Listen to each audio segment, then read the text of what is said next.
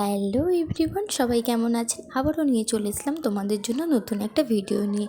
তো আজকের দিনটি ছিল ভ্যালেন্টাইন্স ডের দিনে আগের দিনটা। তো তারিখটা ঠিক আমার 13ই ফেব্রুয়ারি।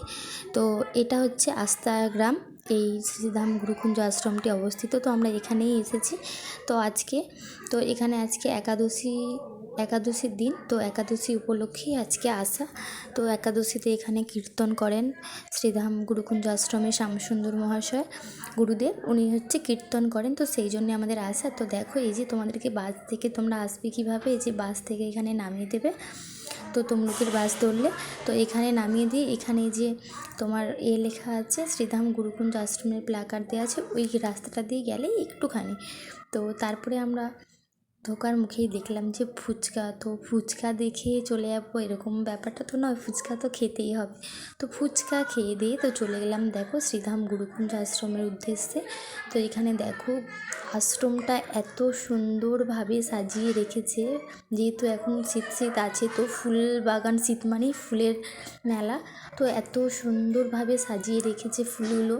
তো এখানে আসলেই মনটা পুরো শান্তিতে ভরে যায়। তো ঢুকতেই দেখো এখানে এই যে আমাদের হর হর মহাদেব শিবশম্ভুর মন্দির আছে। আর এখানে দেখো কত সুন্দরভাবে ফুলগুলো সাজিয়ে রেখেছে।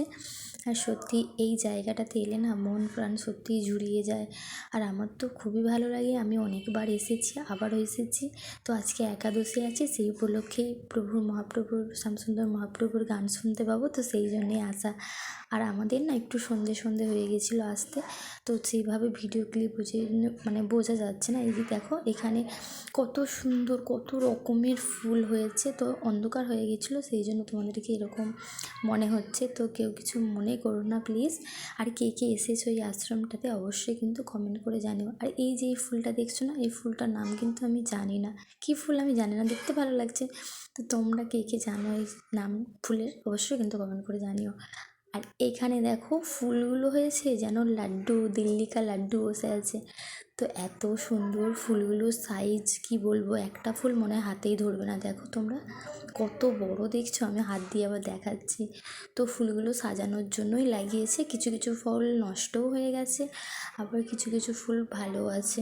আর এখানে দেখো এই ফুলটার নাম খানিকটা চেরির মতো দেখতে, কিন্তু কালার আলাদা। তো কী নাম আমি ঠিক জানি না।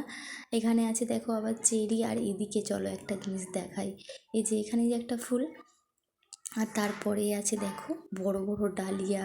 তো এই ডালিয়া ফুল দেখলেই তো মনটা একদম জুড়িয়ে যায়।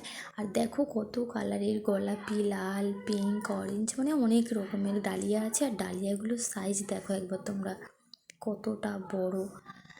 তো দারুণ লেগেছে। তো দারুণ আনন্দও করলাম মহাপ্রভুর আশ্রমে এসে। আর এখানে তো আসতে আমার খুবই ভালো লাগে। দেখো ফুলগুলো কত সুন্দর, দেখো সাদা, এখানে আছে গোলাপি, এখানে আছে বেবি পিঙ্ক, অনেক রকম কালার আছে।